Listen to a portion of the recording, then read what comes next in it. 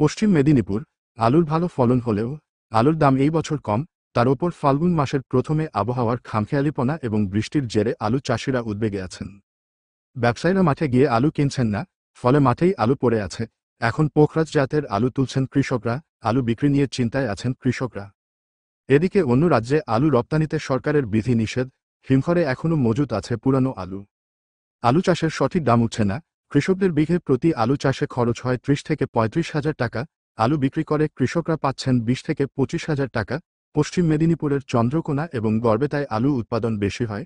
রাসায়নিক সার, আলু বীজ সব মিলিয়ে আলু চাষ করতে যে খরচ হয়, সেই খরচ উঠছে না। হিমঘরগুলিতে পুরনো আলু মজুত হয়ে রয়েছে। এদিকে মাঠে উঠছে নতুন আলু। এইসব কারণে আলু চাষিদের আলু বিক্রি হচ্ছে না। বৃষ্টির ফলে মাঠে থাকা আলু নষ্ট হওয়ার সম্ভাবনা বেশি। বৃষ্টির ফলে সবজি চাষও ক্ষতিগ্রস্ত হতে পারে। আমার বেশি নেই ভাই, আমার কাঠা পনেরো 16 কাঠা জমি আছে।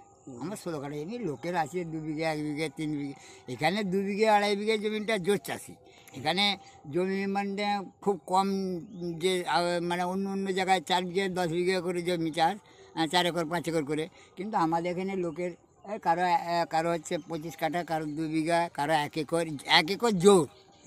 লঙ্কা চাষটাও বেশি হয়েছে, ব্যাপক হয়েছে। লঙ্কা চাষটাও কেউ কেউ 1 একরের উপরে করেছে, কিন্তু চাষির দাম পায়নি।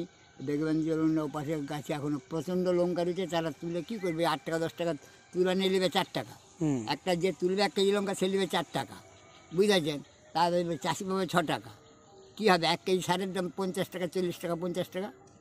তাহলে এখন বৃষ্টি তো সকাল থেকেই হচ্ছে, হ্যাঁ, তাহলে এইভাবে আলু তো খুব পচে যাওয়ার আশঙ্কা। হ্যাঁ, সে তো জোর বৃষ্টি হলেই পচে যাবে। যে গাছ মরে গেছে, গাছে তো আর রস টানতে পারবে না। গাছ জানতে থাকলেও বুঝতে পারছেন, তাহলে হয়তো রস টানতো, কিন্তু রস টানতে পারবে না। তাহলে আলু আবার ক্ষতির আশঙ্কা। আর আলুরও ক্ষতির আশঙ্কা। এর আগে আপনার ক্ষতি হয়েছিল কোনো?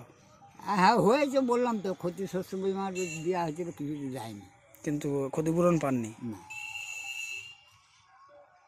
আপনার নাম? মানিক সামন্ত।